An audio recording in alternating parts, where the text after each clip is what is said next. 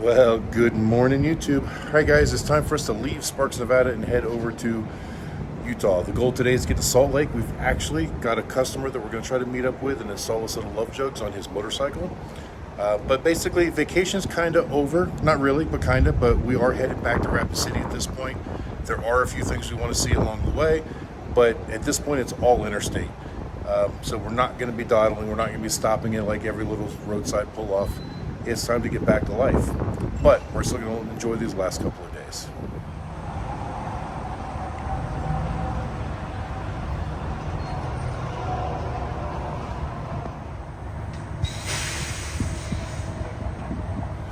All right, guys, but before we hit the road, we are topping off with some fuel. And I got to tell you, this is a fairly interesting looking Petro here. I've never seen one with this kind of style on it. They got a little bell on the roof. Of course, there's a casino built into it as well, like I assume everything out here has. But it's kind of a cool looking place. It's not very dumpy at all.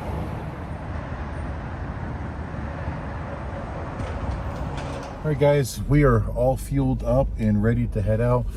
Now, I went inside to wash my hands after checking the oil in the car and everything before we get on the interstate, and I realized that the casino and the Petro, they're all one. It almost looks like they're separate buildings from the outside, but when you go inside, it's all casino with like a convenience store and an iron skillet. So it's actually pretty nice inside for the most part.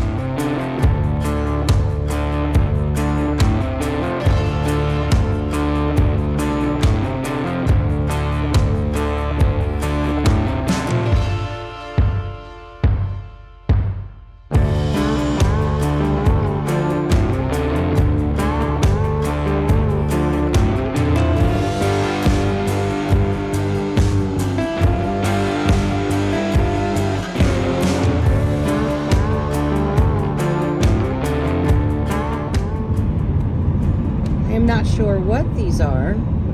They look like salt flats, but it's called Finley Sink.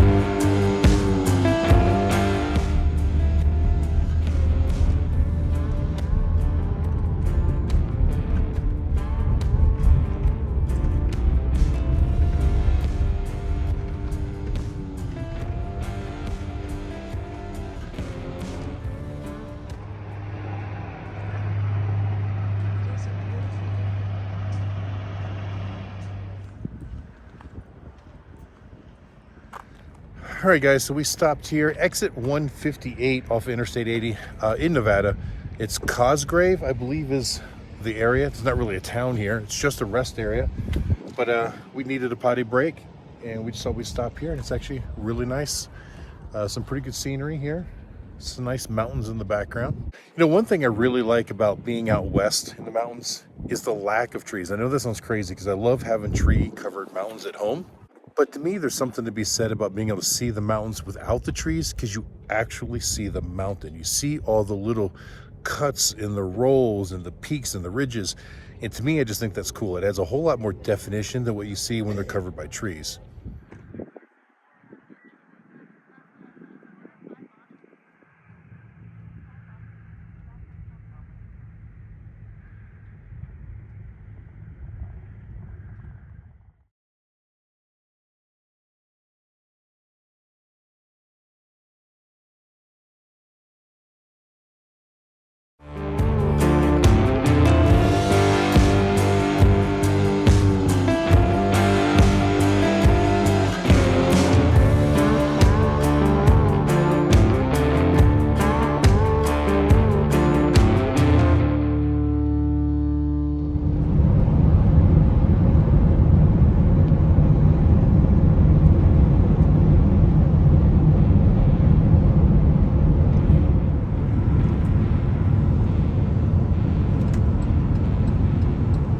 Like scratch marks on the mountain from a bear. All right, guys, so we stopped at this next rest area, I don't even know where we're at, but it's about 110 miles or so since the last one. Very weird energy here, though. Katie felt it really strong, but Crescent Valley. Crescent Valley, okay. So it's a beautiful view from here again, but the rest area itself was pretty dumpy, pretty well unmaintained, I should say. And strangely enough, you had to walk around the backside of the building to get to the restrooms, and they actually had a vendor back there. There was a guy with blankets laid out and like watches and necklaces and stuff like that for sale. And apparently it's a thing here because there was even a sign there that said no soliciting in the right-of-way. So he was out of the right-of-way, I guess. Just a very weird situation. The bathrooms are nasty. They smell bad. I mean, you can smell sewage as soon as you get out of the car in the parking lot. Very strange. Very strange. And another thing I thought was weird is in the restrooms, there was no soap anywhere. But there was this little box on the wall with like a spout and a button, which I thought was soap. When I pushed it, it was the hand dryer, but it was only like this big. It's like the hand dryer was behind the wall, and that was just the outlet. But just the whole thing was just really, really weird.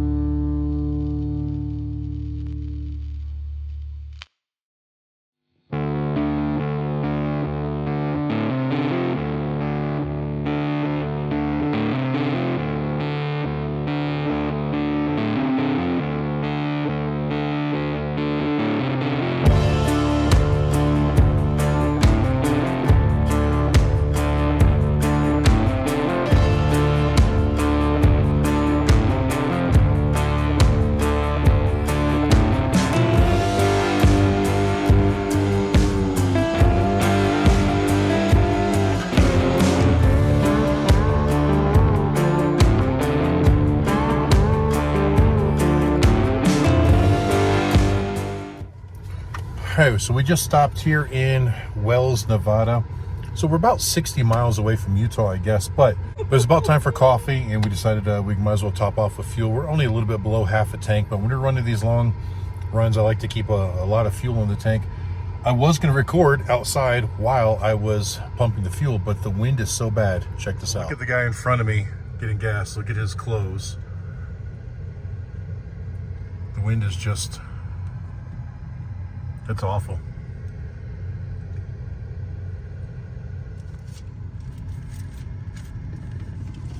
All right, guys, looks like we got finished up with our fuel stop just in time as we walked out of the Pilot, getting a fresh cup of coffee and our fuel. The rain is starting to come down, and you can see those clouds off in the distance. We're just getting the outside edge. I'm sure it's going to get a little worse.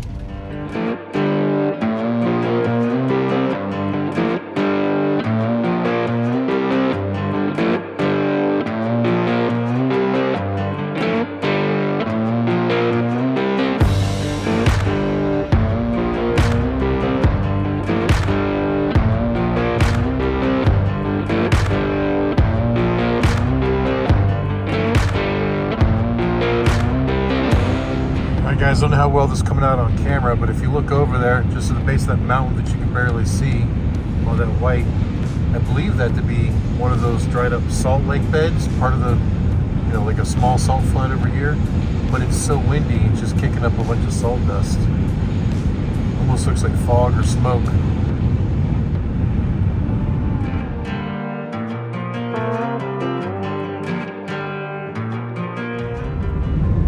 Check it out. There's a view to the salt flats as we come over west Wendover, almost to the Utah border.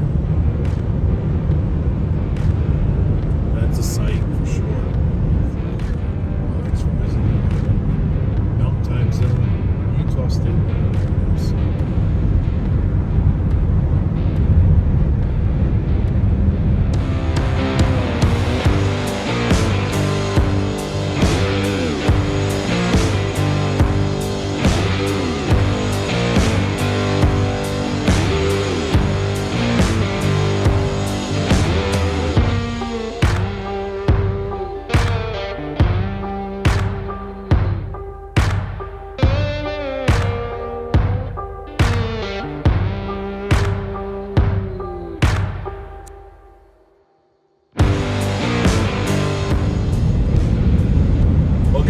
driven through all kinds of storms before. I have never driven through a salt storm.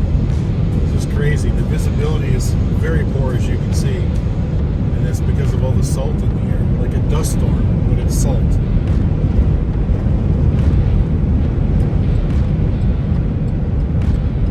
And literally, the wind is just beating on the car.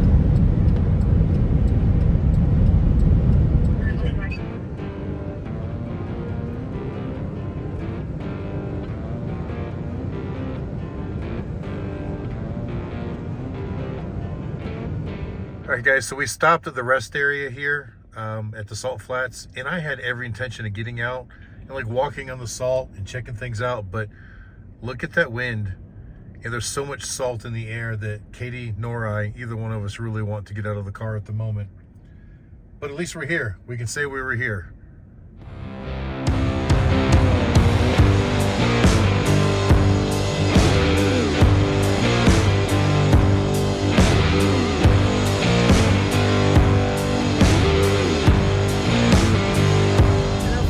Hear that, but not only the wind, but the salt is just smacking the car. Good thing it's a Minnesota car, it's used to the salt. All right, guys, it's cleared up a little bit. The dust storm, or the salt storm, I should say, is behind us. But it's still pretty amazing looking out there, just desert of salt. Hey guys, future Adam here. While I'm editing, I've remembered that I totally forgot to talk about something here. The wind was so bad that it was pushing the car into the other lane, and I actually let go of the steering wheel for one split second and it instantly changed lanes. You could actually see semi-trucks were leaning, even other cars. You could see that the suspension on the driver's side was squatted a little bit more than the passenger side because the wind was pushing the car that way. I could hear a lot of wind noise inside the car on my side. Katie's door was sealed really good. The wind was pushing her door closed tighter, but as the air came over the car, I'm thinking it was creating some type of a negative low pressure on the other side, and it was like it was trying to suck the driver door off of the car because the seal wasn't sealing good. I could like put my fingers up in there and actually feel the door opening and closing and getting a lot of wind noise from it. And when we were passing trucks, it was crazy because right when we got to the truck, it would literally try to suck us into the truck, and then we'd get into that truck's little low pressure area, and it would try to draw us in, and then as soon as we passed the truck, it would try to blow us off of the road. It was a little bit crazy. I don't think I've ever driven in winds that strong before. Back to the video.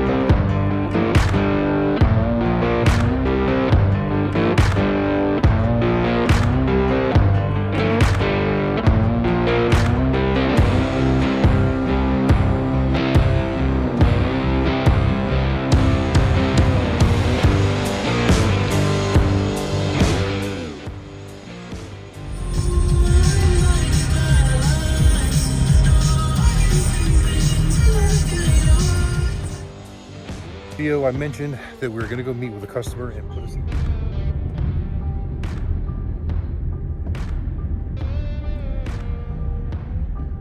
The base of these mountains here just south of Salt Lake, Utah. All right, guys, you might remember earlier in the video I mentioned that we were going to go meet with a customer and put a set of Love Jugs on his motorcycle. Well, we're here.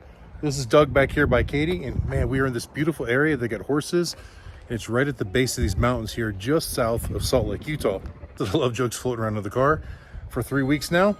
And now we're finally here. We're gonna get them put on for them.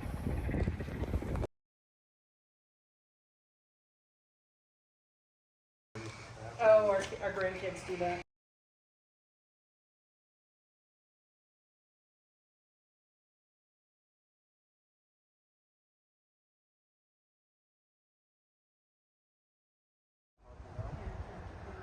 All right, guys, we got Doug's Love Jugs on, as you can see.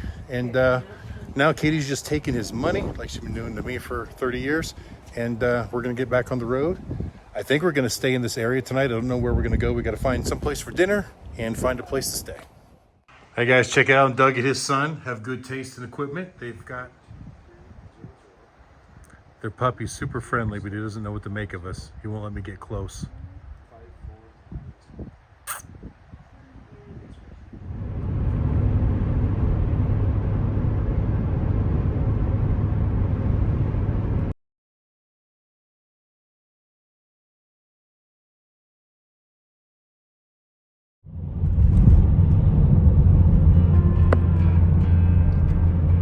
I'm getting refreshed.